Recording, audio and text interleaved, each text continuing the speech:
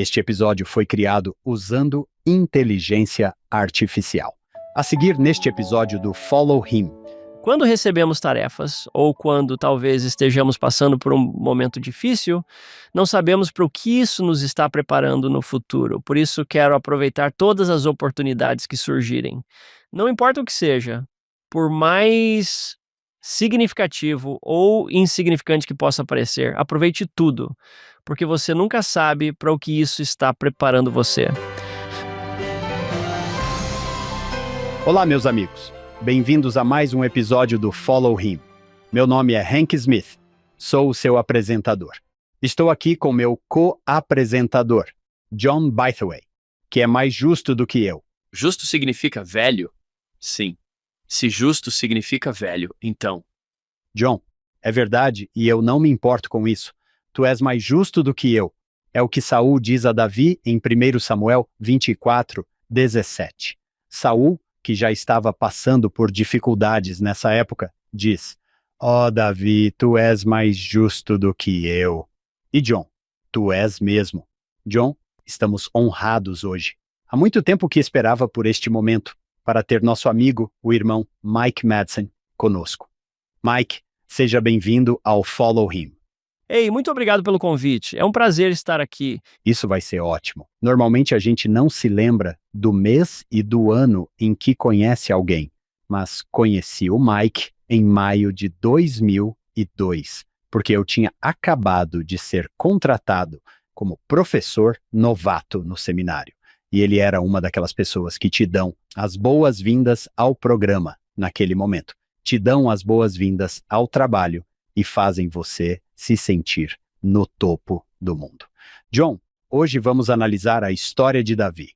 Especificamente, temos Davi e Golias. Davi como rei e Davi no auge de sua carreira, antes de suas dificuldades. O que vem à sua mente quando você pensa em Davi?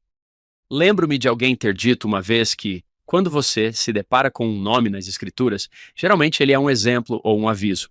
Um exemplo é: faça o que essa pessoa fez. Um aviso é: não faça o que essa pessoa fez. E então ele disse: e se o seu nome algum dia aparecer em um livro, certifique-se de que seja um exemplo, não um aviso.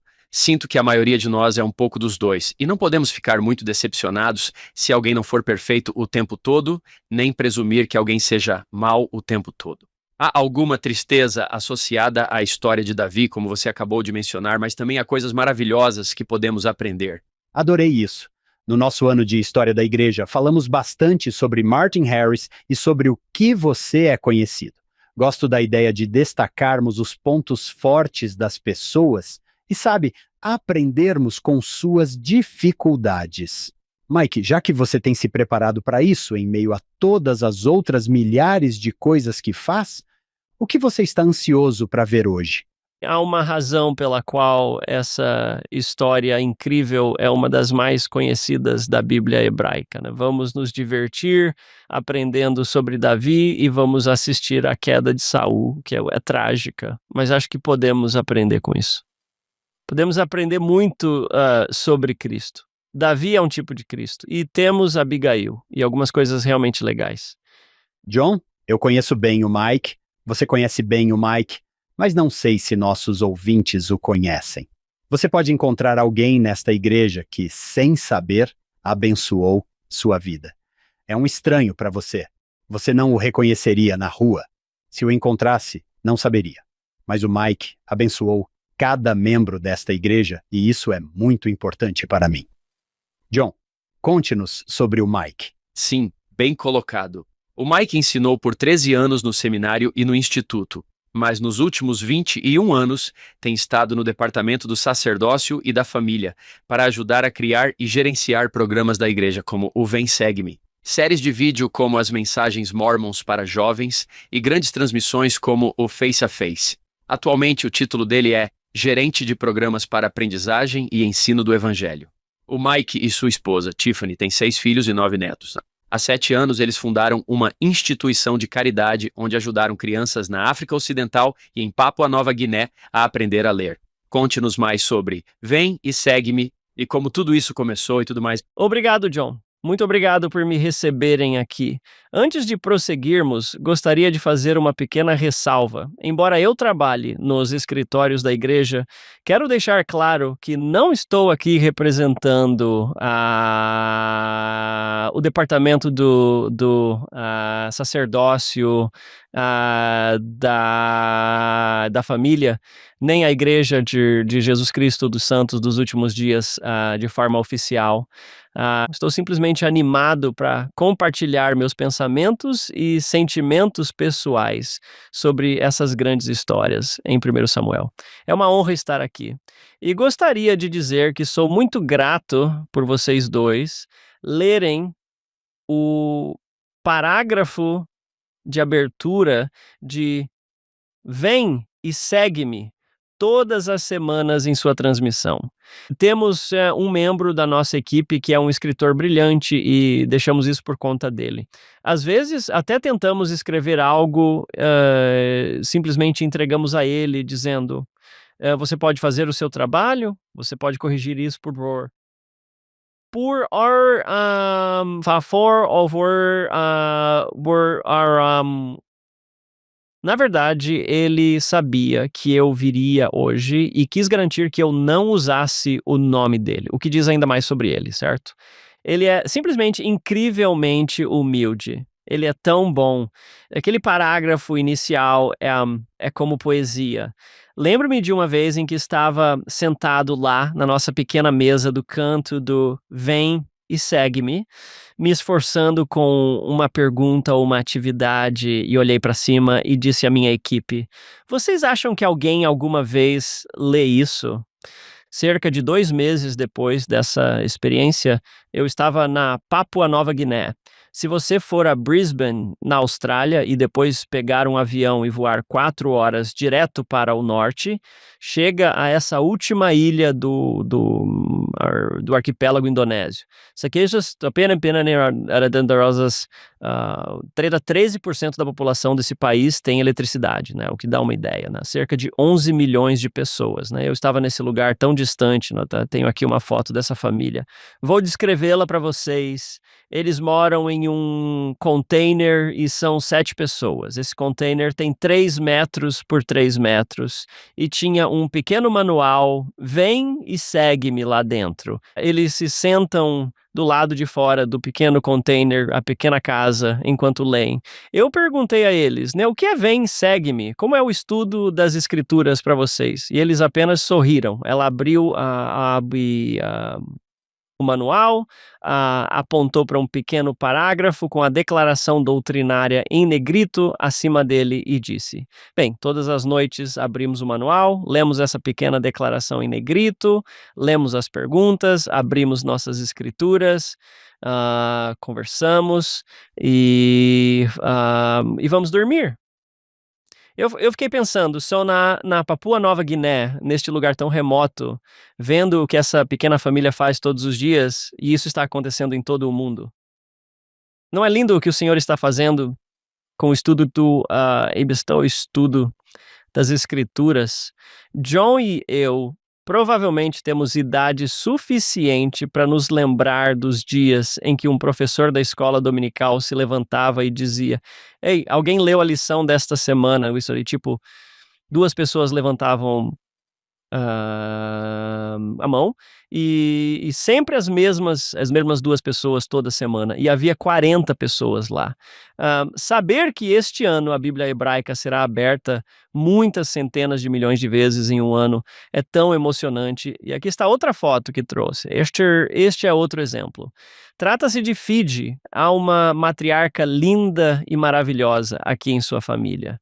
Ela tem, se bem me lembro, 8 filhos, todos espalhados por todo o Pacífico. Um está no Havaí, outro em Fiji, outro em Tonga e outro na Nova Zelândia. Todo domingo à noite eles se reúnem no Zoom e fazem o "Vem e segue-me". Eles têm seu estudo das escrituras. É impossível não notar a avó ensinando seus filhos pelo Zoom todo domingo à noite. Bem, é simplesmente lindo ver o que está acontecendo na África. Eles se reúnem na quarta-feira à noite. Isso não é um programa da igreja. Eles simplesmente se reúnem na quarta-feira à noite e chamam isso de meio da semana, estudam as escrituras juntos. E nas Filipinas, eles fazem isso no domingo à noite e chamam de vem e segue-me. Eles simplesmente se reúnem, leem a palavra de Deus e são abençoados pela comunhão. O que o Pai Celestial está fazendo é incrível. Não é divertido fazer parte desse momento? Quando o Vem, Segue-me foi criado, não prevíamos muitas coisas. Não imaginávamos esse podcast em que centenas de milhares de pessoas participam todas as semanas. Não imaginávamos a integração com o seminário. É um grande sacrifício para o seminário se alinhar com isso, porque durante os meses de verão eles perdem esses blocos de escrituras. E de vez em quando ouvimos alguém dizer, bem, isso não é um pouco demais? Você aprende isso no seminário, em casa e na igreja. O que estamos descobrindo é que uma das grandes coisas que está acontecendo é que as conversas sobre o evangelho em casa aumentaram e continuam aumentando. Você consegue me imaginar uma mãe e um pai sentados tentando envolver os filhos e dizendo, bem, vamos falar sobre Davi e Golias. Uma das crianças diz, ei, a gente aprendeu sobre isso no seminário, manda ver, conta pra gente o que você aprendeu. E então, de repente, esse resultado de um jovem contando histórias, prestando testemunho, compartilhando o que aprendeu, isso é incrível. É? Obrigado. Os podcasts certamente fazem parte do sucesso que estamos vendo e há muitos deles. Somos muito gratos por tantas pessoas estarem dedicando seu tempo, seus talentos e as bênçãos que Deus lhes concedeu para tentar fortalecer a fé e o testemunho todas as semanas. Esperamos que ouvir um podcast não substitui o estudo das Escrituras. Tenho certeza de que você concorda com isso. Ah, com certeza. Claro. Na verdade, tive uma experiência quando era professor do seminário que realmente moldou a maneira como eu ensinava. Eu era um jovem professor do seminário. Estávamos ensinando, na verdade, o bloco de escrituras da semana seguinte, segundo Samuel 11, com Davi e Batseba. Eu me preparei. Estava muito animado para abordar as escrituras, mas fui ensinado a usar a técnica de procurar por habilidades. A ideia por trás dessa técnica de procurar é que se você é professor, em vez de ler a escritura ou perguntar quem tem a citação 1 ou o que quer que façamos, você pode dizer, ei, por que vocês não procuram em 2 Samuel 11, versículos 1 a 4? E veem onde acham que Davi errou? E uma jovem adorável levantou a mão e disse, sim, encontrei uma no versículo 1. E eu fico tipo, versículo 1, como assim? Versículo 1, não tem nada, sabe? Não tem nada no versículo 1. Do que você está falando? Eu disse, por favor, compartilhe conosco o que você encontrou. Ela respondeu, sim. Bem, Davi mandou Joabe e seus outros servos de confiança para a batalha e ficou sozinho em Jerusalém. Aprendi com isso que preciso manter meus amigos de confiança por perto. E não é demais? É isso que queremos. Por alguma razão, o Pai Celestial tinha uma mensagem para ela naquele dia e era: mantenha seus bons amigos por perto. Se eu tivesse simplesmente entrado e dito, ei! Vão para o versículo 2, porque vamos ver algo que Davi fez. Se eu tivesse feito isso, isso não teria acontecido. Bem, queremos que isso aconteça todas as semanas. É exatamente isso que buscamos. Trazer pessoas que, esperamos, tenham um entusiasmo contagiante pelas escrituras, de modo que as pessoas pensem, eu quero isso. O Salvador raramente nos convida a ler as Escrituras. Ele usa palavras diferentes. Essas palavras são meditar dia e noite, deleitar-se, acumular continuamente, agarrar-se, apegar-se firmemente.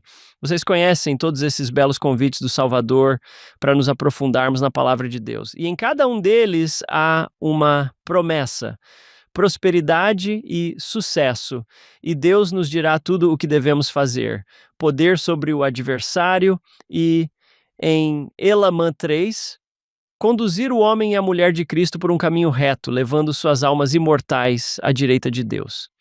Há poder nas Escrituras. Estamos muito gratos por você estar convidando as pessoas a mergulharem na palavra de Deus. Antigamente, nossos manuais costumavam ser muito prescritivos e tínhamos um roteiro que, essencialmente, o professor lia e isso nos serviu bem naquela época. Talvez nossos membros precisassem de mais um roteiro, então passamos para essa filosofia de que durante nossa aula queremos levar as pessoas às Escrituras, deixá-las descobrir e identificar verdades juntas e fazê-las compartilhar, o que foi realmente ótimo. Então, à medida que continuamos a desenvolver Vem e Segue-me, percebemos algo. Acho que houve um ótimo estudo feito na Universidade Brigham Young que falava sobre conversão, e a igreja tem estudado muito a conversão. Um dos maiores indicadores de conversão duradoura é o comportamento religioso pessoal. O estudo das Escrituras está nessa lista e é uma parte muito significativa dela. Se você estudar as Escrituras por conta própria, terá uma chance maior de uma conversão duradoura. O estudo também mostrou que o maior indicador de comportamento religioso pessoal e de estudo pessoal das Escrituras era o estudo das Escrituras em família. Para todos os pais que estão se esforçando muito bem e continuem assim, porque se as famílias estudarem juntas, isso será transmitido aos filhos e pode levar a uma conversão duradoura. O convite é para você como indivíduo e para você como família estudarem durante toda a semana e virem à igreja quase que em uma celebração. Eis o que Deus me ensinou esta semana por meio do meu estudo das Escrituras. Estamos realmente entusiasmados com o que estamos vendo e com o que está acontecendo. Obrigado por tudo o que vocês estão fazendo para ajudar as pessoas a se aprofundarem nas Escrituras todas as semanas. John, você e eu temos um papel público, não muito grande, mas um pouco, quando tenho a oportunidade de conversar com pessoas como o Mike, que tem feito tanto trabalho. Isso, sinceramente, me emociona um pouco, porque tenho muitos amigos que se dedicam tanto a milhões de pessoas, membros da igreja. Eles adoram fazer isso e não se importam nem um pouco em voltar para casa depois e não ter o nome na capa do manual escrito por... Tudo bem. Mike, obrigado pelo que você faz. Eu estava pegando carona com um bispo lá no Arizona e ele me disse que essa é apenas mais uma maneira pela qual o Vem, Segue-me tem sido bem-sucedido. Ele não era bispo na época, mas disse: agora estou ensinando doutrina do Evangelho. Ele disse: quando chego à aula, minha turma sabe mais do que eu. Eles têm estudado tudo isso com suas famílias. Achei isso um grande sucesso. Sim, o Pai Celestial inspirou essa coisa incrível. É tão emocionante para mim ver como parece estar funcionando muito bem. As pessoas estão se envolvendo. Como você disse, temos uma filha que está terminando o último ano do seminário e perguntamos: o que você está aprendendo? E é exatamente isso que fazemos, e todos podemos conversar sobre isso juntos. Obrigado por sua influência nisso e por ter tido um lugar na primeira fila para ver de onde tudo isso veio. É um ótimo lugar para trabalhar. Adoramos nosso trabalho lá. De vez em quando, a gente simplesmente olha para cima e diz: ei, a gente tem a chance de fazer isso. Mesmo nos dias em que as coisas não estão indo bem, a gente tem a chance de fazer isso e é um ótimo lugar para se estar e um ótimo momento para se viver. Este é um ótimo momento na história do mundo para se viver. Mike, é algo único para nós termos aqui alguém que trabalha tão de perto com a organização da igreja e em cerca de 6 semanas faremos uma mudança significativa em nosso horário em blocos. Passaremos a ter 25 minutos de escola dominical, 25 minutos de reuniões do sacerdócio e, você sabe, reuniões da Sociedade de Socorro. Conte-nos sobre isso. Na sua perspectiva, o que esperamos ver? a primeira presidência, é claro, fez esse anúncio. Havia alguns anexos junto com o anúncio. Quero ler um trecho deste anexo, porque a resposta para o motivo de estarmos fazendo isso estava ali. Isso está no site da nossa igreja. Esse ajuste tem como objetivo ajudar os membros a se concentrarem mais nos ensinamentos de Jesus Cristo. Adorei isso. Na minha opinião, penso, tudo bem, se tenho menos tempo, vou me concentrar no que é mais importante, que seria ele. Vamos chegar a ele mais rápido. Fortalecer o aprendizado do evangelho no lar. É a segunda coisa mencionada. Eu adoro isso. Aumentar o sentimento de pertencimento e a comunhão na igreja. Essa é uma ótima oportunidade para todas essas coisas, né? Especialmente talvez com os grupos de jovens tendo um ponto de contato semanal, né? Essa é uma bela declaração que está em nossos materiais, é por isso. Mas deixe-me mencionar as aulas da escola dominical.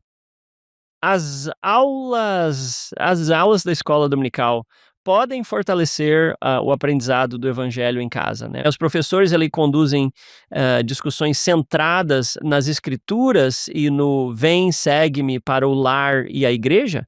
Essas conversas incentivam o estudo pessoal e familiar das escrituras, ao mesmo tempo em que dão aos membros oportunidades de compartilhar insights, testemunhos e experiências que edificam a fé no Pai Celestial e em Jesus Cristo.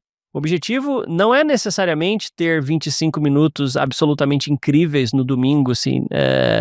Esperamos que as torsdags outras 167 horas em que você não está na igreja sejam incríveis no estudo da palavra de Deus, né? Não seria legal se todos os professores do evangelho na igreja, né, em vez de dizerem, cara, quero que 10 pessoas venham aqui e digam que foi ótimo, tivessem como meta que 3 pessoas viessem e dissessem: comecei a ler as escrituras por conta própria esta semana por causa do seu incentivo e isso está me transformando. Tive a oportunidade de estar no centro de treinamento de missionários como membro da presidência de um ramo. Eu vi esses jovens missionários chegarem com dificuldades, assustados. Tudo o que precisávamos fazer era levá-los ao livro de Mórmon. Vamos trabalhar nisso com vocês, mas vocês fariam uma coisa por nós, né? Vocês se dedicariam a palavra de Deus. E, cara, ver a transformação que acontecia com esses missionários era fenomenal. O poder da palavra de Deus é incrível.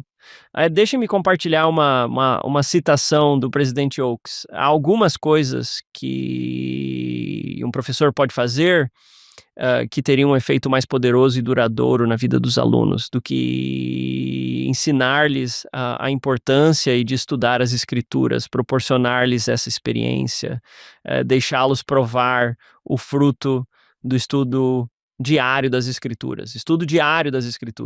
Não, vocês sabem, quando eles vêm para minha aula.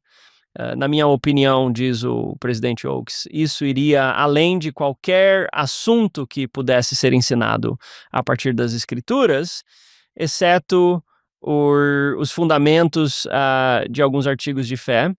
Além disso, acho que a coisa mais importante que podemos fazer como professores de alunos do seminário e do instituto e acrescentaria alunos da escola dominical seria conectá-los às escrituras e aos resultados do estudo diário das escrituras. A experiência do Vem Segue-me é realmente levar as pessoas à palavra de Deus em casa, fazer com que o poder entre em sua vida por meio de um estudo consistente da palavra de Deus e deixar que esse poder as transforme, deixar que esse poder mude. Hoje vamos estudar a vida de Davi. Prometo a vocês que durante a preparação minha vida mudou, e isso só por estar me preparando para este momento, porque mergulhei na palavra de Deus talvez mais do que o normal. Todos nós conhecemos a história de Davi. Já tenho uma determinação maior de defender o Salvador, assim como Davi fez. Quero ser como Jonatas e amar as pessoas. Quero ser como Abigail. Então, o que vamos estudar hoje, sei que a vida dessas pessoas e do Senhor me transformaram. É isso que queremos todas as semanas de nossos santos. Está no lar. O estudo do Evangelho é centrado no lar. Estou animado com a nova mudança, né? Como vocês podem imaginar, essa é uma mudança bem grande.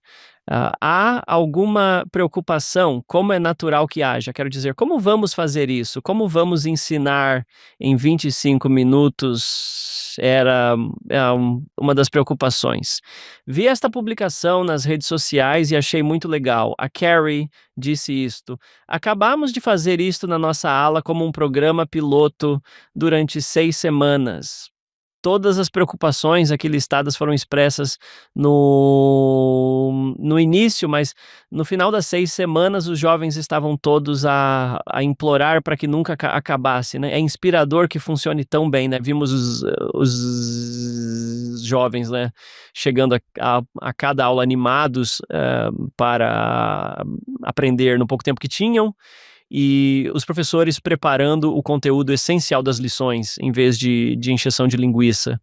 Estou tão feliz que isso seja em toda a igreja. Igreja! Isso é ótimo! Estamos animados. A batalha da escola dominical é do Senhor. É só ir em frente. Um dos meus pensamentos favoritos sobre o ensino vem de um treinamento de 2019 do Elder Holland. Ele disse: lembrem-se de que os alunos não são recipientes a serem preenchidos. Os alunos são fogos a serem acesos. E quando vi essa mudança, pensei, sabe, o Senhor pode fazer isso. O Senhor pode acender um fogo em 25 minutos. Você pode acendê-lo. Na verdade, um fogo pode ser aceso muito rapidamente. Estou animado com essa mudança. E no meu caso, sou professor da escola dominical na minha ala e quando estava na faculdade, achava que era mais difícil escrever um trabalho de 1 página do que um de 10 páginas, porque você tinha que decidir o que era essencial. Antes de seguirmos em frente, tenho apenas uma pergunta rápida para você. Muitos dos nossos ouvintes provavelmente nunca visitarão Utah, muito menos o prédio da sede da igreja. Como é lá dentro? Há uma boa atmosfera? Eles podem ouvir em algum lugar online. A igreja está passando por muitas dificuldades. Nossa, é tudo desgraça e tristeza. Mas, pelo que ouço de você, de jeito nenhum. É exatamente o oposto disso, né? Que não senti nada de desolação e tristeza. O ambiente é incrível. Nós, como parte do nosso trabalho, obviamente, interagimos com os membros dos 70, dos 12 e da primeira presidência, e eles são muito otimistas, não só em relação ao que está acontecendo, mas também ao futuro. Eles são otimistas, positivos, animados e têm motivos para isso. Este é um ótimo momento para se estar vivo. Estamos nos preparando para a segunda vinda de Jesus Cristo. Acho que a segunda vinda tem uma má reputação. Será um dos melhores momentos. É o dia grandioso e terrível e vamos enfatizar o grandioso, mas é um lugar positivo, feliz e maravilhoso para se trabalhar. Meu testemunho é de que estamos sendo guiados por profetas, videntes e reveladores hoje, de que a igreja foi restaurada, de que Jesus é o Cristo e de que Deus, o Pai, reina nos céus acima, só se fortaleceu poderosamente com as experiências que tive. Sentimos-nos inspirados em nosso trabalho. Não somos perfeitos, tentamos, falhamos e tentamos novamente, mas então percebemos algo que o Pai Celestial sempre soube. Lançamos um currículo centrado no lar e apoiado pela igreja em 2019, pouco antes da Covid. Não sabíamos que isso iria acontecer, mas o Pai Celestial sabia, né? Aqui está o seu manual. Vão aprender juntos, em família, com seus amigos ou individualmente pelo Zoom. Vimos centenas de coisas assim ao longo de nossa carreira, em que fica evidente que o Pai Celestial está levando este trabalho adiante e, sabe, às vezes simplesmente paramos para pensar e dizemos, uau, temos a oportunidade de fazer parte disso. Não temos todas as respostas, mas fazemos o nosso melhor e, afinal, a batalha é do Senhor. Sim. E Mike, só mais uma pergunta rápida. Aposto que você vai rir disso, mas... a igreja está passando por tantas dificuldades. O número de membros não está onde esperávamos que estivesse. Sei que você estava pensando. Gostaria que talvez diminuíssemos um pouco o ritmo. Estamos conseguindo novos membros para a igreja. Às vezes os irmãos dizem isso até mesmo na conferência. Acho que o Elder Husband disse algo assim, né? E o presidente Nelson também. É como se dissessem, olha, vocês estão percebendo o que está acontecendo neste momento da história do mundo. Os filhos de Deus estão sendo reunidos e a igreja ela está crescendo a um ritmo incrível em todas as regiões, em todas as áreas geográficas do mundo. A igreja está crescendo. Em alguns lugares, está explodindo. Passo muito tempo com minha instituição de caridade na África e com uma igreja na África, está explodindo na África. E na Papua Nova Guiné, onde eu estava mencionando há pouco, com apenas 13% de eletricidade, há 45 mil membros lá. Eles estão ganhando um novo templo. Estamos vendo esse evangelho se espalhar pelo mundo a um ritmo incrível.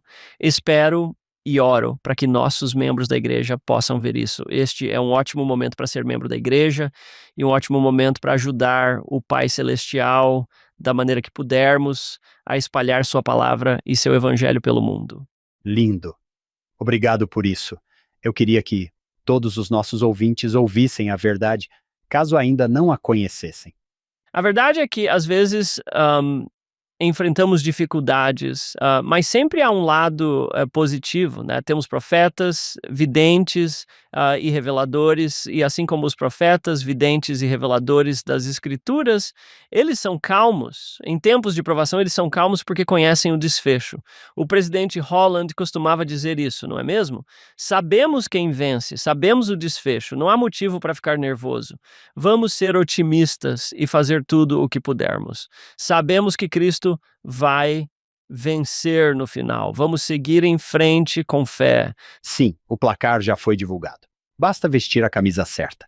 Vista a camisa certa. Quem quer que seja esse escritor anônimo, diga a ele que o amamos, Mike, porque vamos mergulhar de novo lendo o parágrafo inicial do manual Vem, Segue-me. Espero que todos façam isso com suas famílias. E esses textos são tão bem escritos. A lição desta semana se chama A Batalha é do Senhor. Desde que as tribos de Israel se estabeleceram na terra prometida, os filisteus vinham sendo uma ameaça constante à sua segurança. O Senhor os havia libertado muitas vezes no passado, mas agora os anciãos de Israel exigiram: queremos que um rei saia à nossa frente e lute nossas batalhas. Assim, Saul foi ungido rei. No entanto, quando o gigante ameaçador Golias lançou seu desafio aos exércitos de Israel, Saul, assim como o resto de seu exército, ficou com muito medo.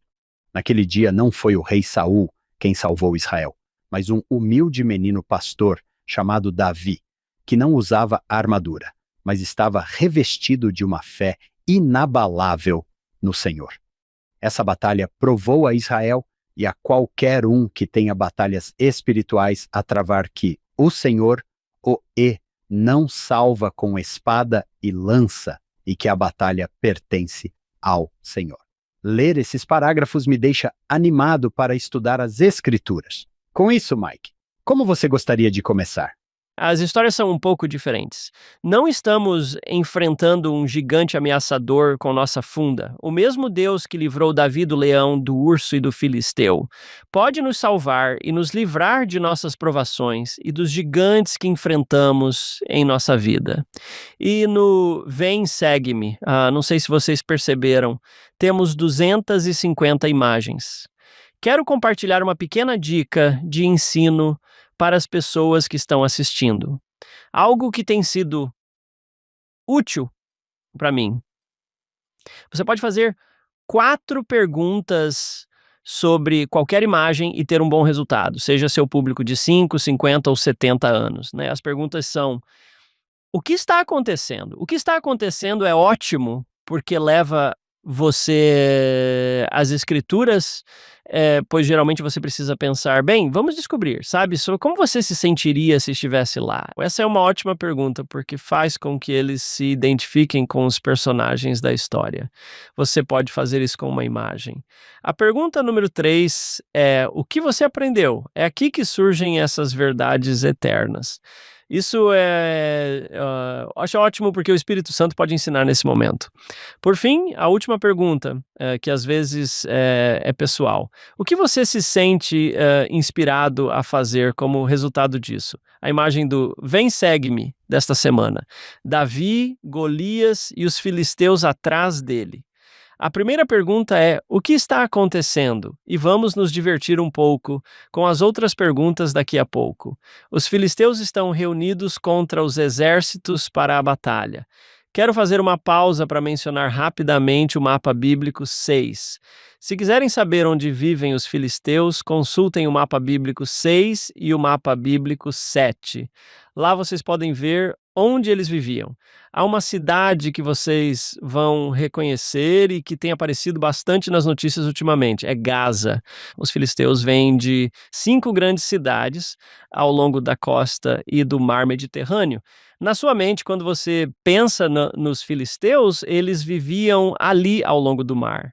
Os filisteus eram bem interessantes. Originalmente, um grupo de povos do mar que migrou das ilhas da Grécia, né? Especialmente de Creta, né? Você já viu fotos de Creta? Mas acho que nunca mais iria querer sair de lá. Esse lugar lindo. Eles tinham uma vantagem tecnológica, né, aliás, sobre os israelitas, porque detinham o monopólio da ferraria. Os israelitas precisavam recorrer aos filisteus até mesmo para obter implementos agrícolas, bem como espadas. Quanto à religião, eles adoravam principalmente os deuses Dagon, Azera e Baal. Saul, nos versículos 2, 3 e 4, está neste vale, o vale de Elá. Elá significa carvalho. Os filisteus vinham para a batalha e os exércitos se posicionavam um contra o outro. Aí vem o campeão dos filisteus no versículo 4, é Golias de Gate, 6 côvados de altura. Quero fazer um pouco de divulgação descarada de um produto, né? Não sei se vocês viram recentemente na biblioteca do Evangelho, mas vão notar no versículo 4. Se estiverem na biblioteca do Evangelho, há 2 pequenas imagens. Se clicarem nelas, lançamos esses recursos de estudo das Escrituras na seção de conteúdo relacionado. E há uma pergunta lá: qual era a altura de Golias? Elas estão bem ali, basta clicar nessas coisinhas para obter um pouco de ajuda. A Septuaginta e os manuscritos do Mar Morto o descrevem um pouco mais baixo, talvez cerca de 2 metros ou 2,97 metros, se considerarmos 6 côvados por palmo. Ele era grande, até a altura média naquela época era de 1,65 metros para um homem. Uau! Eu teria sido alto. Isso é tão emocionante. Golias era grande. Você pode ler os versículos 5, 6 e 7. Ele está usando muita armadura. Seu cajado era como a viga de um tear. Ele carrega cerca de 90 a 113 quilos de armadura. Ele devia ter cerca de 2,97 metros de altura para conseguir carregar tudo isso. No versículo 8, ele aparece e começa a falar. Em vez de todos lutarem, a ideia aqui é que cada um enviasse seu campeão para lutar contra o campeão adversário. Ele explica isso no versículo 5 e diz: eu sou um filisteu, ó servos de Saul, escolhei um homem de entre vós e mandai-o descer até mim. Se ele for capaz de lutar comigo e me matar, então seremos vossos servos. Mas se eu prevalecer contra ele e matá-lo, então sereis nossos servos e nos servireis. E então, no versículo 10, ele invoca as divindades da época. Desafio hoje os exércitos de Israel. Dai-me um homem para que possamos lutar juntos. E quando Saul e Israel ouviram essas palavras do filisteu, ficaram consternados e com muito medo. Deixem-me perguntar-lhes rapidamente: como se sentiriam neste momento? Se fossem os exércitos de Israel, como se sentiriam? Como se eu tivesse levado uma espingarda de pressão para uma batalha de tanques, talvez? Minha esposa diz que, em momentos de emergência, 80% das pessoas ficam paralisadas, 10% melhoram a situação e 10% a pioram. Acho que eu seria uma daquelas pessoas que entrariam em pânico e provavelmente piorariam a situação. Quando você se depara com algo que faz seu estômago revirar e seu coração bater forte no peito, você está em apuros. Você acha que não há saída para isso. Saul ele era muito superior aos outros israelitas, mas ele não se precipita. Na verdade, o versículo 19 diz que ele apresentou a mesma mensagem por 40 dias. Quero fazer uma digressão desnecessária. Há algo acontecendo ao número 40. Para mim, há um significado, né? Talvez na escala de quão importante isso é, talvez 1 ou 2. Quais são alguns dos seus 40 favoritos nas Escrituras? Quais são alguns dos 40 favoritos de que você se lembra? Chove por 40 dias. Durante a história de Noé. A vida de Moisés é dividida em períodos de 40 anos. Jesus jejuou por 40 dias. O templo de Salt Lake levou 40 anos para ser construído. Eu não sou grande fã de numerologia bíblica. Acho que algumas pessoas podem levar isso longe demais, mas há algo especial no número 40. E para mim, ao longo dos anos, ele passou a significar algo como santificação por meio da tribulação. Ou seja, isso não vai ser muito divertido. O jejum é um bom exemplo. Dá para dar uma definição melhor do que santificação por meio da tribulação, e este é um momento santificador, talvez para... Não sei o que está acontecendo nos corações e nas almas, mas há muitos números 40. Deixe-me ler alguns deles, né? Você mencionou alguns deles com Noé e o dilúvio, e Moisés tinha 40 anos quando partiu, 80 quando voltou, 120 quando foi levado para o céu. 40 dias e noites no Sinai. Fascinante. Ele enviou os espias à terra de Israel por 40 dias. É claro, 40 anos de peregrinação. Os 40 anos, a santificação por meio dessas tribulações. Até mesmo o castigo com açoites. Eram 40 chicotadas. E os judeus geralmente aplicavam 39, pois não queriam exceder o número e desagradar a Deus. Há tantos 40. Davi reina por 40 anos. Salomão reina por 40 anos. Lembre-se da história de Elias, em que ele ouve a voz mansa e suave, e ela não está no terremoto nem no redemoinho que veio após 40 dias de sua viagem a Horebe. Provavelmente jejuando, pois diz que ele fez uma grande refeição antes disso e eles partiram. Nínive recebeu 40 dias para se arrepender com Jonas. É claro que você mencionou o jejum do Salvador. O Salvador também tinha 40 dias quando foi apresentado no templo. Os dias de purificação para uma mulher em Israel que tivesse um filho eram 40 dias, esse processo de purificação. Jesus visita por 40 dias após sua ressurreição. João, fico muito feliz que você tenha mencionado que temos esse belo número 40 em nossa igreja, né? Esse é o templo de Salt Lake. 6 de abril em uma extremidade, 6 de abril na outra, 40 anos no meio. A montanha da casa do Senhor é a santificação por meio das tribulações. Ele fica lá por 40 dias. Então você tem esse pequeno momento DoorDash com Davi. Davi está em Belém. Ele diz: você pode levar um pouco de queijo, alguns biscoitos e um pouco de pão para seus irmãos. Davi aparece e no versículo 23, ele ouve Golias. ele vê o medo dos israelitas no versículo 24. Versículo 25, quero ler isso. E os homens de Israel disseram, vocês viram esse homem que subiu? Certamente ele subiu para desafiar Israel. E acontecerá que o homem que o matar, o rei o enriquecerá com grandes riquezas, lhe dará sua filha e tornará a casa de seu pai livre em Israel. Essa é a conversa que circula nas trincheiras. E não estou estragando a história aqui ao contar a todos que Davi matou Golias. Ok, acho que todos sabem disso. Mas, versículo 2. E Saul o levou naquele dia e não o deixou mais voltar para a casa de seu pai. Acho que eles davam... Aí está acreditando um pouco, né, nessa mentira, né? Eu quero voltar um pouco no tempo, né? Eu realmente acredito nisso em 1 Samuel, capítulo 8, nesse momento em que Israel quer um rei. E eu acho que essa foi uma encruzilhada difícil para os israelitas. Na verdade, no Reino do Norte, depois de Salomão, acho que eles tiveram 19 reis e nenhum deles é considerado justo ou bom. Uma das maiores lições aqui é seguir o profeta.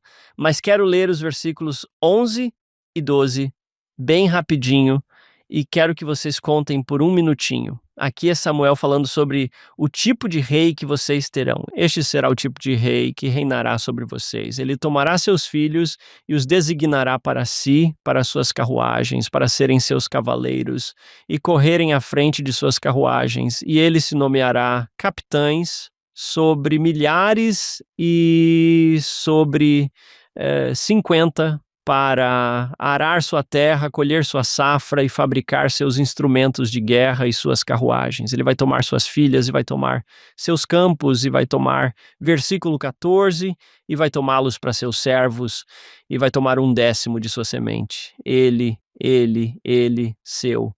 Há 139 palavras nesses poucos versículos. 21 delas são ele e seu. É a frequência de uma referência a ele a cada 6 palavras. Vamos ver essa cadência de discurso não apenas com Saul, mas também com Nabal, que se torna completamente consumida por eu e ele. É o que meus filhos chamam de doença do eu. Ele vai tornar a casa de seu pai livre em Israel. Foi um pouco irônico para mim. Sinto que, particularmente em Isaías, ele está sempre tentando dizer: não façam alianças com outras nações. Deixem que Deus seja o seu rei. É Ele quem deve reinar sobre vocês, não uma pessoa. Tenho uma tendência na minha vida de descobrir mais tarde que o Senhor disse: viu, eu te disse que isso era uma má ideia. Olho para trás e penso: você deixou bem claro que isso era uma má ideia. Por que não dei ouvidos a isso? Quando o Senhor diz: isso não vai dar certo, ele tem um histórico bastante bom. Vamos ver nessas histórias o lado negativo de não seguir o conselho do profeta. Na verdade, como eu disse, 19 dos 19 reis do Reino do Norte, como descobriremos mais tarde, no ano seguinte ao de Salomão, depois que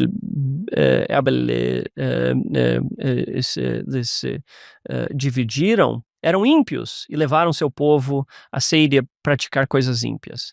13 dos 20 reis do Reino do Sul, entre 12 e 14, creio eu, dos 20 que eles tiveram, levaram seu povo a praticar o mal.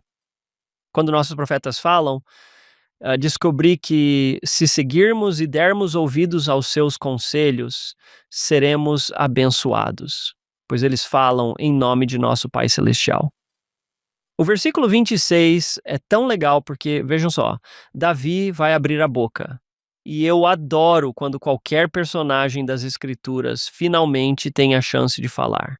Este é o momento de Davi, e Davi falando ao homem que estava ao seu lado, dizendo: o que será feito ao homem que matar este filisteu e tirar a afronta de Israel? Pois quem é este filisteu incircunciso, ou filisteu que não faz parte da aliança, para que desafie os exércitos do Deus vivo? Eu adoro isso. Isso me lembra alguns dos jovens que eu ensinei. Talvez um novo membro da igreja que está dizendo: espere, tudo isso é verdade, não é? Por que estamos nervosos? Às vezes, nossa idade e experiência podem criar um medo em nós que talvez alguém um pouco mais inexperiente consiga realmente perceber. Podemos voltar um pouco e retornar à sua pergunta. O que está acontecendo aqui? Acho que isso soa como um tipo diferente de guerra. Em vez dos generais, os comandantes ficarem atrás e dizerem: vocês vão atacar. Isso soa como: peguem o melhor de vocês e nós pegaremos o melhor de nós e eles vão lutar. Isso soa como uma maneira diferente da que fazemos hoje. O melhor deles era o Golias, com seus 2,95 metros de altura. Na verdade, é nos versículos 8 e 9 que ele explica isso, e acho que eles faziam isso com bastante frequência. Em combate, corpo a corpo, você perde muita gente, né? Você coloca seu melhor homem para lutar e nós colocamos o nosso... quem vencer, vence. E se você tem um cara como Golias, ei, a gente gosta dessa estratégia. Mas Davi já está desafiando o... Adoro a expressão Deus vivo. Isso pode ser um tapa na cara dos deuses dos filisteus. Adoro o otimismo de Davi e veremos muito mais disso. Se você está dirigindo seu carro agora, por favor, continue dirigindo. Mas se você está em casa ouvindo este podcast, posso convidá-lo a abrir suas escrituras? Acho que uma das melhores coisas que poderia acontecer hoje, Hank e John, é se nossas vozes meio que se dissiparem e alguém estiver tão envolvido com suas escrituras ou tomando notas e recebendo revelação, você está registrando pensamentos. Eu só espero que isso aconteça. Pause o podcast, por favor, e anote suas reflexões. No versículo 28, temos um irmão mais velho que diz: o que você quer? Você só quer ver a batalha? E no versículo 29, há um sermão em uma declaração. Essa pequena verdade que simplesmente salta da página. Era verdade naquela época e é verdade agora. É no que você vê ali. Não há uma causa? É isso. Temos uma causa, temos uma missão. Você pode pegar isso e usar. Só nesta história já há 2 ou 3 frases que você pode pegar e transformar em uma camiseta, colocar em uma pulseira ou na geladeira. Não há uma causa? Daqui a pouco, quando chegarmos ao versículo 47, teremos outra frase que também é muito bonita. Então Davi está apenas dando essas frases de efeito, esses sermões em uma declaração. Não há uma causa? Davi disse a Saul: que o coração de ninguém desanime por causa dele. Teu servo irá e lutará contra o filisteu. Davi é jovem. Ele está apenas levando comida para seus irmãos. Tu és apenas um jovem, e ele é um homem de guerra desde a sua juventude. Você está brincando? Versículos 34 a 37, quero lê-los. Quero que vocês realmente pensem sobre isso. Vou pedir a vocês, John e Hank, e aos seus ouvintes que pensem no que aprendem com esses versículos. Davi disse a Saul: eu servia e guardava as ovelhas de meu pai, e veio um leão e um urso, e levou um cordeiro do rebanho. E quando eu saí atrás dele, o feri e o tirei de sua boca. E quando ele se levantou contra mim, eu o agarrei pela barba e o feri e o matei. Teu servo matou tanto o leão quanto o urso, e este filisteu incircunciso será como um deles. E eis o motivo, pois ele desafiou os exércitos do Deus vivo. Uau, que confiança, Davi! Você deve ser muito bom com a funda, e deve ser muito bom com qualquer bastão que tivesse na mão, ou com o que quer que tenha matado o leão. Mas Davi esclarece isso no versículo 37. O Senhor que me livrou das garras do leão e das garras do urso, ele me livrará das mãos do filisteu. Não foi a minha força que me livrou, foi a força do Senhor. Saul disse: Davi, vai, o Senhor esteja contigo. O que o Senhor te ensinou sobre os versículos 34 a 37 ao longo da tua vida? Costumo ter essa conversa com jovens adultos solteiros, jovens adultos da igreja. Eles chegam a um novo momento na vida, algo que nunca enfrentaram antes. Eles pensam: não sei se consigo fazer isso. Não entendo. Estou perdido. Tudo o que preciso fazer é lembrá-los de algumas das experiências que tiveram no passado. E acho que o Elder Holland disse isso. Ele não trouxe vocês até aqui para simplesmente parar de ajudá-los agora. Eles pensam: ah, isso é verdade. Sabe, talvez tenham ido para a missão. Pensaram: não consigo fazer isso. E então conseguiram. Ah, eu achava que nunca conseguiria, sabe, fazer isso. E então conseguiram. O que é interessante, porém, é que toda vez que enfrentamos algo novo, surge aquele nervosismo de: Ah, David, parece refletir sobre o seu passado. Ele me ajudou naquela época. Ele vai me ajudar agora. Era exatamente isso que eu estava pensando. É por isso que o presidente Eyring nos disse para manter um diário para registrar a mão do Senhor em nossa vida. Se não fizermos isso, esquecemos. Espere um minuto, ele me ajudou. Ele me ajudou aqui. Ele me ajudou ali, ele me inspirou aqui. Ele respondeu a uma oração ali e vai me ajudar agora. Ele vai me livrar, já que está falando que o Senhor vai fazer isso. Porque se ele pode me proteger de um urso e de um leão, ele vai me ajudar com alguém que desafiou o Deus vivo. David foi preparado para este momento. Posso me abrir um pouco? Vou compartilhar talvez uma história embaraçosa, falar sobre orgulho. Lembro-me de quando me mudei para Highland. Estava tão animado por receber um novo chamado e estava trabalhando no prédio da secretaria da igreja. Tinha acabado de começar no departamento de família do sacerdócio. Minha esposa e eu fomos chamados para sermos professores da primária. Um pensamento terrível me veio à cabeça. Professor da primária, tipo, que arrogância, sabe? E que tristeza. Mas isso foi rapidamente contrariado por todas as coisas boas sobre essa oportunidade que eu tinha de ensinar crianças. Acho que pensei que de alguma forma eu era melhor do que isso. Era tão inadequado da minha parte pensar que poderia ser mais bem utilizado do que ensinando os filhos do Pai Celestial. Eu fiquei muito animado com isso. E algo realmente legal aconteceu. Mergulhei de cabeça no ensino para crianças de 5 anos. Eu estava com minha esposa ensinando crianças, nos divertimos muito. Pude ver a primária de uma maneira que nunca tinha visto antes e pude ver o momento de compartilhar como nunca tinha conseguido ver antes.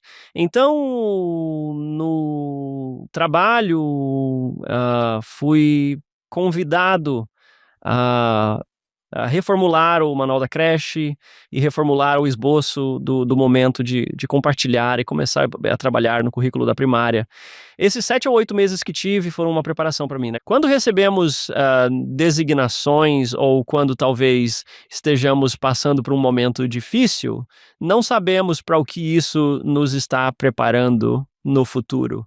Por isso, quero abraçar todas as oportunidades que tiver. Não importa o que seja, o quão significativo ou insignificante possa parecer. Abraçar tudo, porque talvez você nunca sabe, isso esteja preparando você para algo, né? Mas aqui temos Davi enfrentando um leão. Leões são predadores ferozes. Ele enfrentou um leão. Ursos são ferozes. Ele os enfrentou e Deus o livrou. Tão incrível. Vamos continuar. Davi, como todos sabemos, experimenta a armadura de Saul. É grande demais para ele. Não serve. Ele não provou isso. Ele diz, não estou acostumado com isso. Ele pega 5 pedras lisas de um riacho e as coloca na bolsa. Então, chegamos a esse momento em que ele entra no campo de batalha e assim que Golias vê Davi, ele o despreza. Ele era apenas um jovem, corado e de rosto bonito. É um adolescente bonito. Ele diz, sou eu um cão, você vem até mim com paus. E o filisteu amaldiçoou Davi em nome de seus deuses, né? E o filisteu disse a Davi, venha até mim e entregarei a sua carne às aves do céu e aos animais do campo. Vamos voltar à imagem por um minuto. John e Hank, quero que vocês escolham alguém. Vocês não precisam nos dizer quem é ainda, mas escolham alguém nesta imagem. Pode ser um filisteu, pode ser Golias, pode ser Davi, pode ser Saul, os irmãos de Saul, pode ser um soldado israelita. Enquanto eu leio isso, quero que pensem da perspectiva dessa pessoa e vejam se isso muda o que vocês podem sentir. Aqui está Davi. Tu vens contra mim com espada, lança e escudo, mas eu venho contra ti em nome do Senhor dos Exércitos, o Deus das hostes de Israel, a quem tu desafiaste. Hoje o Senhor te entregará nas minhas mãos, e eu te ferirei e cortarei a tua cabeça. É engraçado, Davi nem sequer tem uma espada. Entregarei hoje os cadáveres do exército dos filisteus às aves do céu e aos animais da terra. Por quê? Para que toda a terra saiba que há um Deus em Israel. Que esta congregação saiba que o Senhor não salva com a espada ou com a lança. Pois eis o seu sermão na declaração número 2. A batalha é do Senhor. Quão belo é isso? Rápido, Hank. John, quem vocês escolheram e o que estão sentindo? Estou pensando em Davi, e acho que essa não é a primeira vez que pego uma funda. Ele tem alguma experiência. Eu consigo acertar alvos à distância. Acho que eu seria um homem natural aqui, mas ele tem uma lança, uma espada e um escudo. E isso é a distância. Eu consigo acertar um alvo a 100 metros de distância. E talvez ele conseguisse com aquela funda, mas ele também sabia quem estava apoiando-o. É isso que é tão divertido nisso. Eu venho em nome do Senhor. Ele não é como eu acabei de fazer, pensando em si mesmo, mas pensando em quem é seu principal aliado em toda a sua vida. Lembrei-me disso quando você mencionou os irmãos de Davi. Tem um filho que está em missão. Ele está se preparando para partir e acho que fui um pouco como Saul, dizendo: "Você é só uma criança." E ele responde: "Vou para lá. Vou realmente mudar vidas." E eu digo: "Ah, cara, você vai se dar mal." Nós, como pais, vemos esses jovens partindo com tanta confiança e me pergunto se algo muda em nossa mente. Será que o irmão de Davi pensa: "Uau!" E então começa a refletir consigo mesmo: "Na verdade, eu já ouvi fazer isso." Será que você está pensando: "Acho que Golias levou uma faca para um tiroteio. Acho que ele está em apuros." Quando você soma o comprimento do seu braço, quer dizer, eu adoro ver esses arremessadores de beisebol lançando a mais de 145 km por hora e penso: "Uau! Isso significa que a mão deles estava indo a mais de 145 km por hora quando soltaram a bola." Some a isso o comprimento de uma funda. Davi correu rapidamente em direção ao exército para enfrentar o filisteu. Isso é confiança. E que confiança ele veio correndo! Todos nós conhecemos o versículo 49. Davi enfiou a mão na bolsa, tirou uma pedra e acertou o filisteu na testa. A pedra penetrou profundamente em sua testa e ele caiu de cara no chão. Quando eu era mais jovem, essa história me incomodava um pouco, assim como a história de Amon. E eis o motivo, né? Quando eu tinha uns 12 anos, meu pai nos ajudou a fazer fundas como a de Davi. Saímos e praticamos por cerca de 2 horas. Então, imagine crianças de 12 anos com uma funda nas mãos. O que poderia dar errado? O que poderia dar errado com isso? E imagine um helicóptero sobre nossas cabeças, fazendo aquilo que eu achava que era assim que eles faziam, soltando aquela corda, e que ninguém estava seguro por perto. Nós praticamos por 2 horas inteiras, certo? E fomos péssimos. Então, um amigo meu foi para a Terra Santa e voltou, e ele me ensinou a maneira correta de usar a funda, e eu fiquei tão animado. Fui lá, fiz uma nova funda de Davi e experimentei. Na verdade, fiquei acordado até muito tarde ontem à noite, assistindo a vídeos no YouTube sobre como usar a funda, sobre a velocidade e a precisão deles. A única coisa que você precisa saber sobre isso é que a maneira como eles lançam é o movimento final. A funda passa por trás das costas e ganha impulso.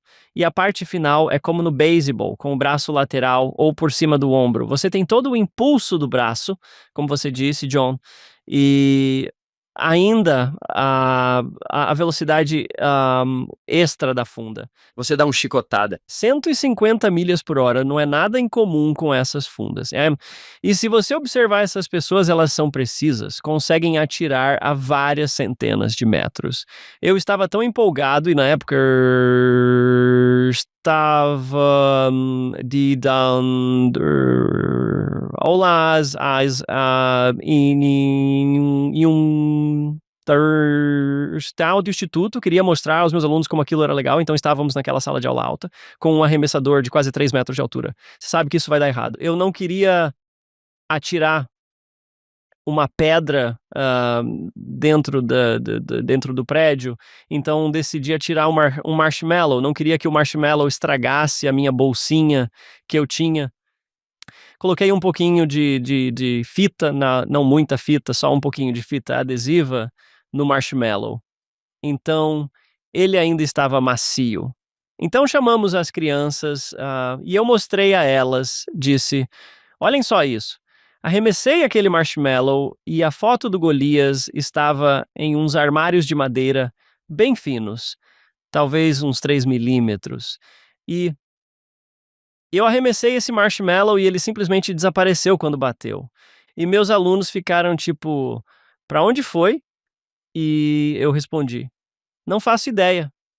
Fomos dar uma olhada e aquele marshmallow tinha atravessado o armário de madeira.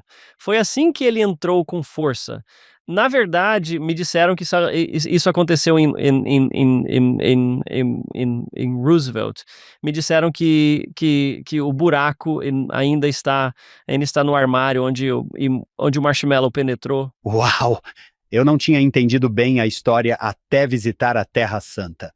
Meu grupo tinha entrado, sabe, no suposto túmulo de Lázaro, e eu estava conversando com um cara na loja de souvenirs. E ele disse, quer comprar uma funda? E eu respondi, queria sim, mas não faço ideia de como se usa. Ele disse, deixa eu te mostrar. Fiquei impressionado com a distância e a precisão. Ele conseguia apontar para algo e era forte, rápido e longe. E de repente essa história ganhou vida para mim.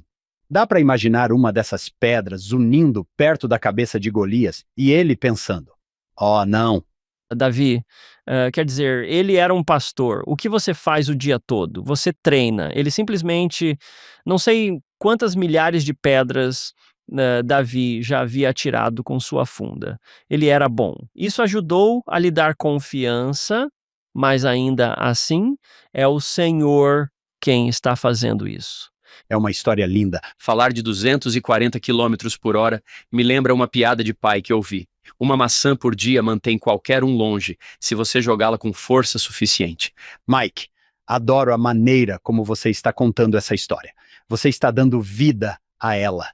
Parte do que você está fazendo aqui é nos fazer essas perguntas e nos dar tempo para pensar em como seria. Como professores, às vezes vamos um pouco rápido demais. Como seria? E então seguimos em frente. Gosto do que você fez. Basta parar por um segundo. Como seria? Eu realmente acho que precisamos fazer mais isso. O Espírito Santo é o verdadeiro professor. Devemos dar às pessoas mais dessas oportunidades. Adoro o silêncio em uma sala de aula. Muitos professores fazem uma pergunta na sala da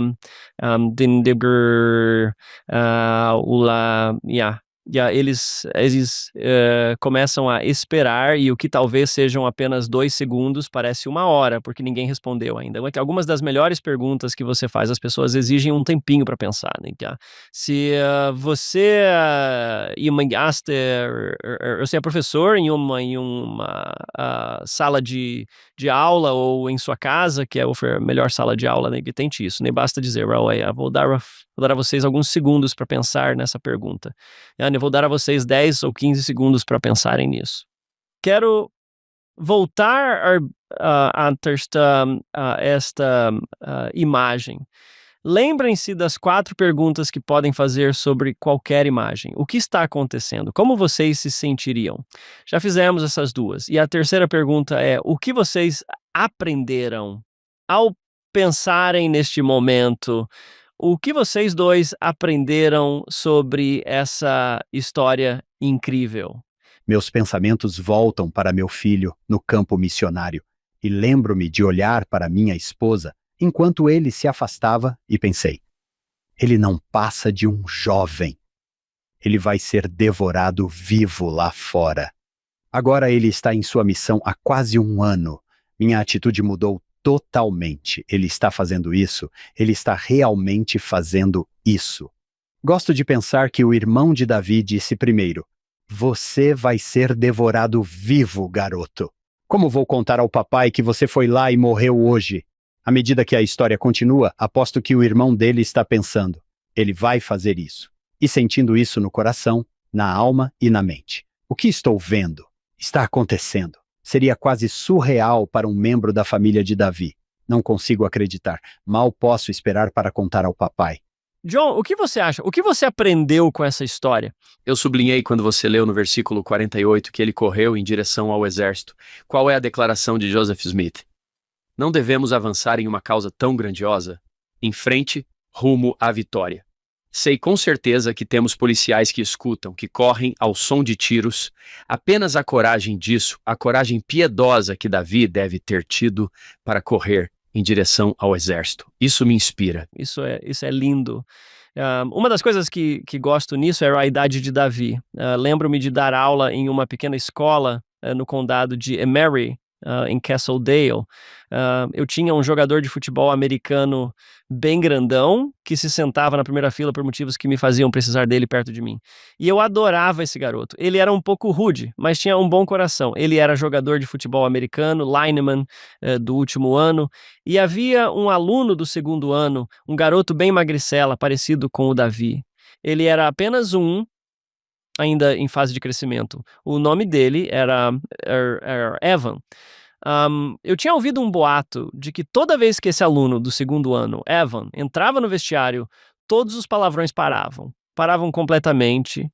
Os vestiários, como sabemos, podem ser um lugar bem difícil, mas de repente aquele lugar talvez profano se transformava em um lugar sagrado, só porque aquele garoto entrava. Quero dizer, isso é poder.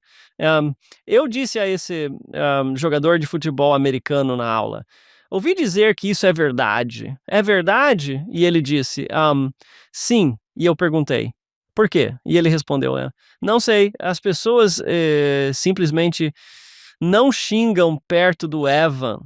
Por que não? Ele é simplesmente bom demais. Eu perguntei, e se alguém entrar e não souber da regra de não xingar perto do Evan? E ele respondeu, bem, se alguém fizer isso, a gente meio que diz, ei, Edirnesso, a gente não xinga perto do Evan. Eu perguntei, não, quando vocês estão jogando contra um time adversário e eles derrubam o quarterback, ficam bem na cara dele e dizem um monte de palavrões na confusão? Eu perguntei. E o que acontece aí? Ele respondeu, é muito engraçado. Ele se levanta e diz, bela jogada. Eles não conseguem mexer com a cabeça dele. Finalmente, eu disse a esse jogador de futebol americano, me diga, o que aconteceria se você visse o Evan gingar? E ele ficou um pouco emocionado e disse apenas, eu o mataria. Não é legal? Interessante. Há poder, né, na retidão da geração mais jovem. O respeito que esse jovem recebeu simplesmente por ter sido capaz de se controlar é incrível. Adoro quando os jovens da igreja defendem o Salvador. E aqui estava David fazendo exatamente isso. Adoro essa história. Que história linda. Sei que já conversamos sobre dicas de ensino com imagens, falamos sobre sermões em forma de frases que você pode colocar pela casa e, se me permitem, gostaria de acrescentar mais uma coisa sobre imagens.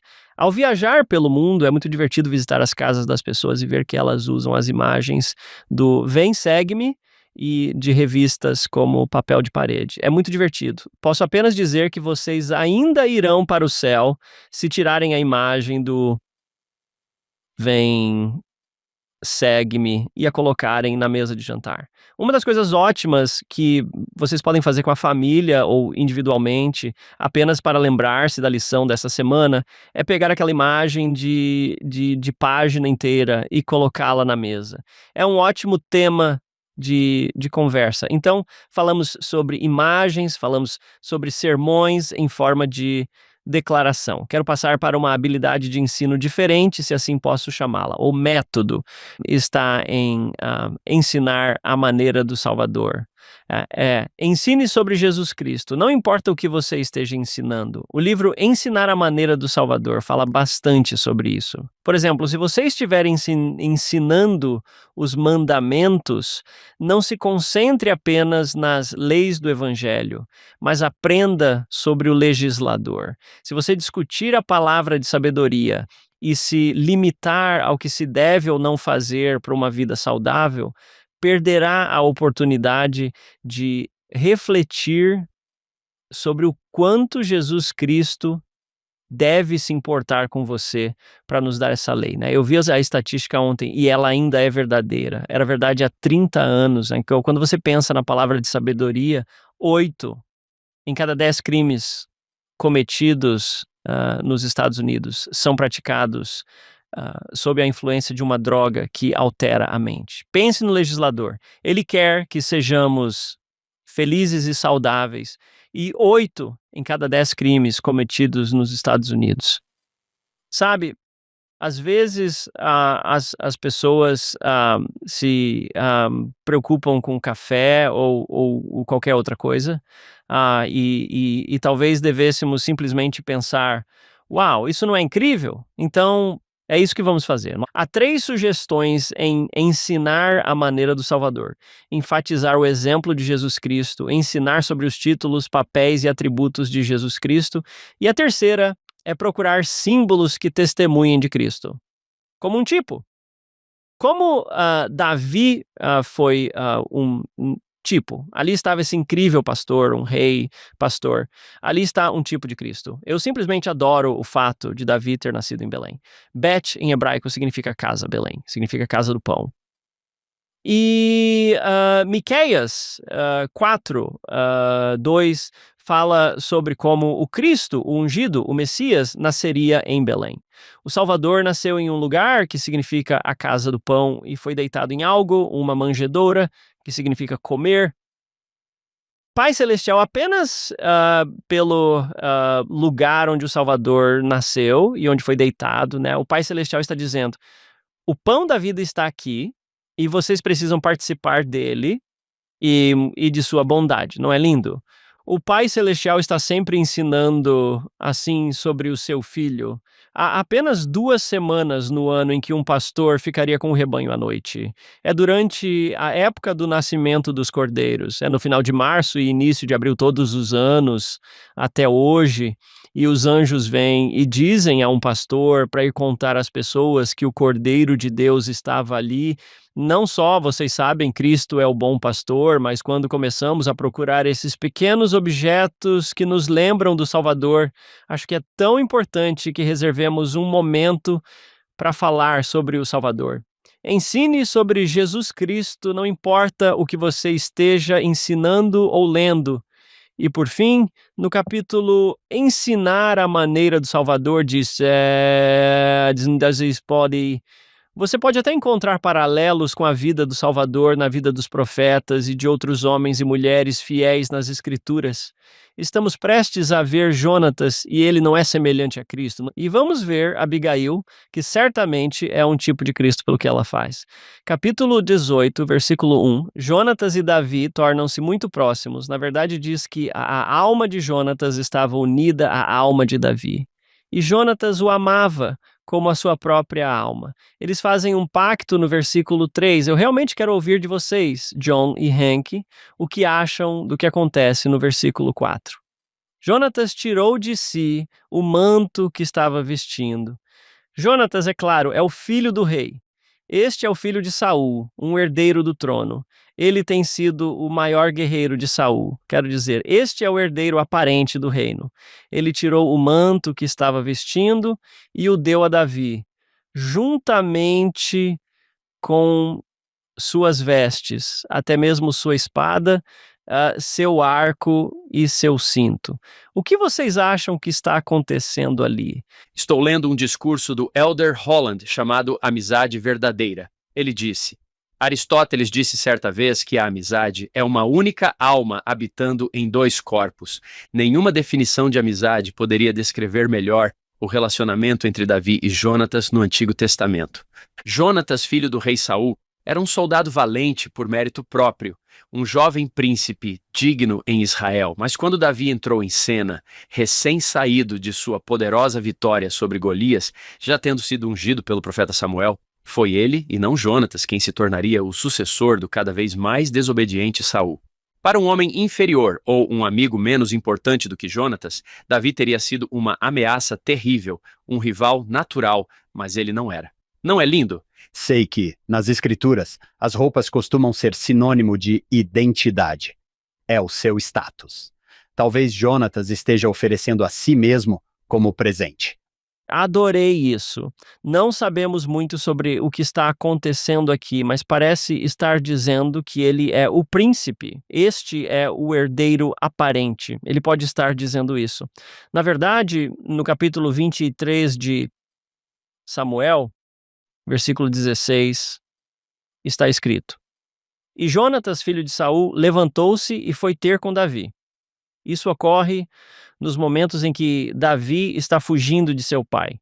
O relacionamento deles continua. Ele foi até Davi na floresta e o fortaleceu sua mão em Deus. E então diz o seguinte: E ele lhe disse: Não temas, pois a mão de Saul, meu pai, não te encontrará, e tu serás rei sobre Israel.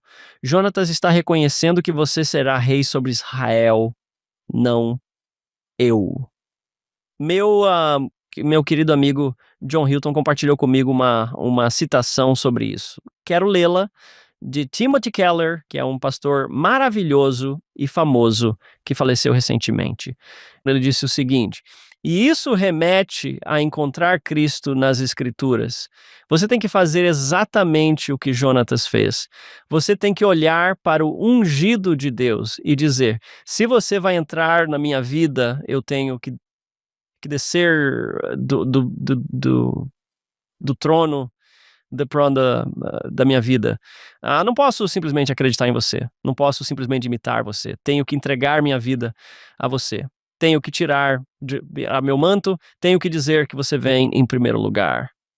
Você é o Senhor absoluto da minha vida. Eu simplesmente adoro isso em Jonatas. Ele tinha todo o direito de se sentir ameaçado por Davi se o status e o fato de ser rei fossem importantes para ele. Mas Jonatas é um homem semelhante a Davi, que simplesmente queria fazer a vontade de Deus, né? Eu simplesmente adoro essa história de Jonatas. Versículo 5. Davi sai e Saul o coloca à frente dos homens de guerra. Então, ele não está realmente tão livre assim. Ele agora é o general dos exércitos de Saul.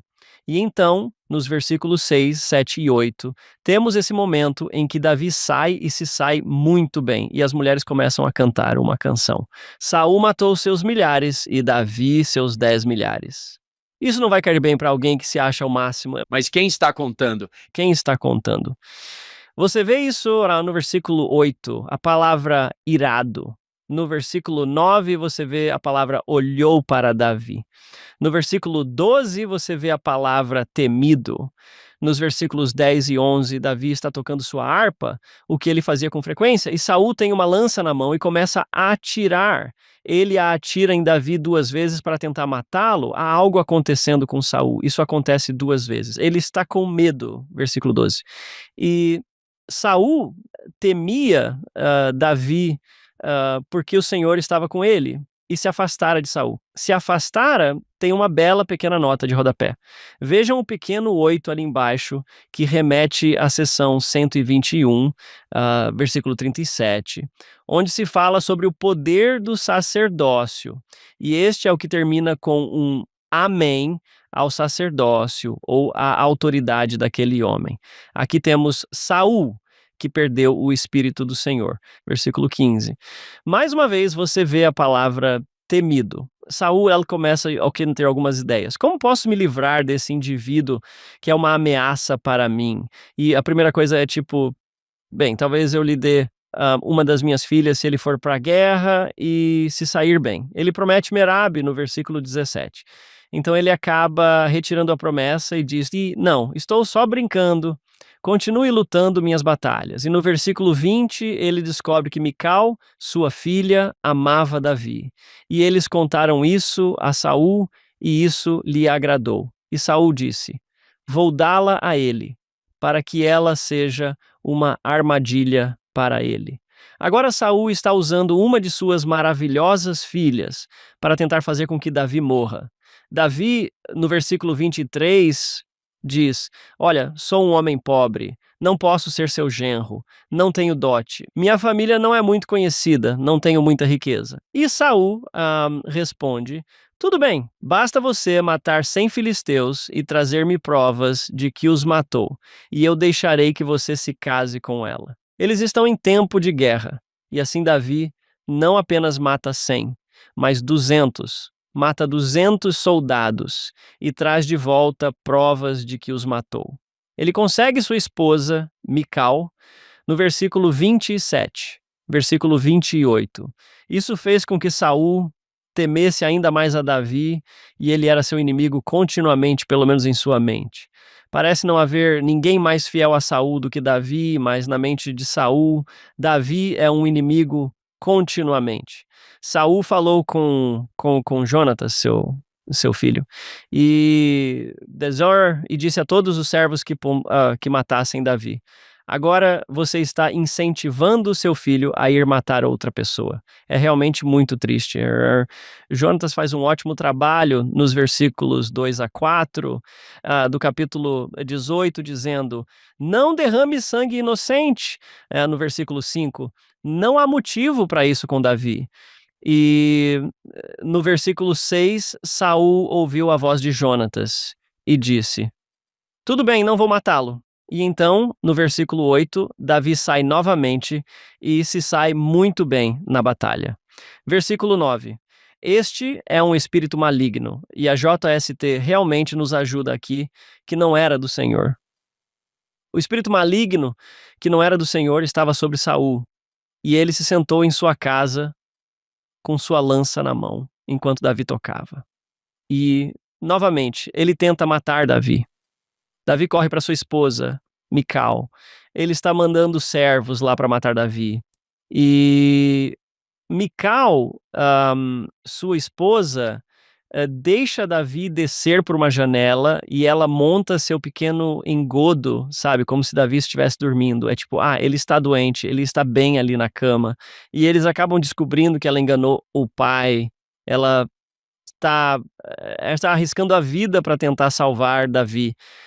Saul, ele foge para se juntar ao seu mentor Samuel em Ramá.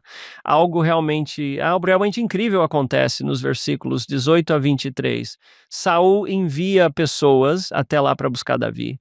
Elas sentem o Espírito de Deus quando chegam lá e não o levam de volta, né? Isso acontece 3 vezes.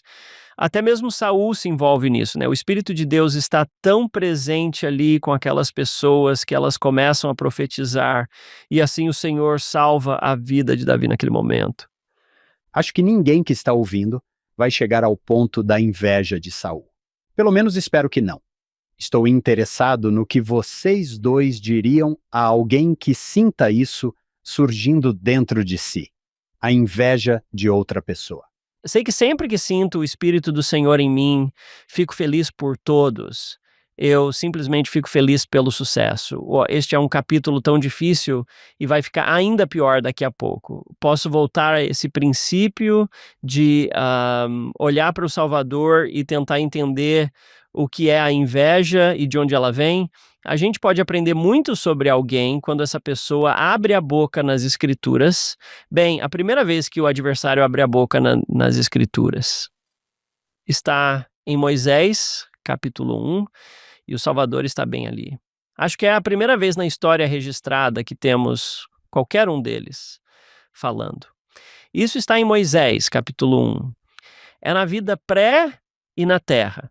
E o Senhor Deus falou a Moisés, dizendo: aquele é Satanás, a quem tu ordenas em nome do meu unigênito. É o mesmo que existia desde o princípio, e ele veio diante de mim dizendo: aqui está Satanás. Quero que vocês contem quantas vezes ele se refere a si mesmo. São 35 palavras. Eis que aqui estou. Envia-me. Serei teu filho e redimirei toda a humanidade. Nenhuma alma se perderá e certamente o farei. Portanto, dá-me a tua honra. 6 vezes em 35 palavras. É essa cadência de cerca de uma em cada 6 palavras que se trata do eu, essa doença do eu. Mas eis que meu filho amado, que era meu amado e escolhido desde o princípio, disse-me, eis aqui uma resposta diferente. Pai, seja feita a tua vontade e a glória seja tua para sempre. Esse contraste é tão fascinante. Acho que temos essa situação de Jonatas e Saul. E Jonatas parece estar dizendo, olha, se você vai ser o próximo rei, eu vou apoiar. É isso que Deus quer. Eu vou apoiar. Acho que muito disso tem a ver com o Espírito de Deus que está dentro de nós. Sei que quando tenho o Espírito do Senhor, fico mais altruísta, preocupo-me menos comigo mesmo. Tive uma experiência realmente incrível há cerca de 7 anos. Comecei a viajar para a África, e não estou falando da África dos safaris. Estou falando de ir para o interior da África. Uma viagem à África mudará a sua vida para sempre. Quando fui para lá, vi um povo feliz, fiel, temente a Deus, capaz, inteligente, incrível.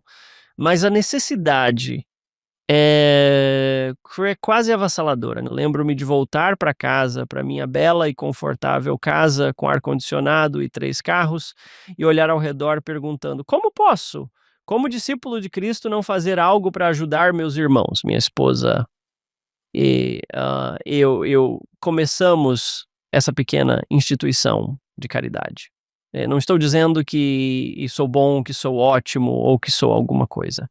O que estou dizendo é que acho que a abnegação vem de um testemunho do Evangelho de Jesus Cristo. Quando tenho o Espírito Santo dentro de mim, sou mais abnegado com minha esposa, com meus filhos, com meus amigos. Aí está o contraste, né? Ser como Cristo significa que damos glória ao Pai e nos doamos. A seguir, na segunda parte. Lembro-me de ter saído um dia, um grupo de crianças de 12 anos, de novo, e elas estavam nadando, e eu disse, gente, vocês precisam sair daqui, isso é muito perigoso. E elas começaram a me dizer coisas que crianças de 12 anos dizem quando não se importam com você, sabe? E eu fico tipo, por favor, vocês vão se machucar. E eles ficavam me xingando e coisas do tipo. Eu fico tipo, tudo bem. 30 minutos depois, meu irmão e eu estávamos no galpão e ouvimos gritos de arrepiar vindo do quintal.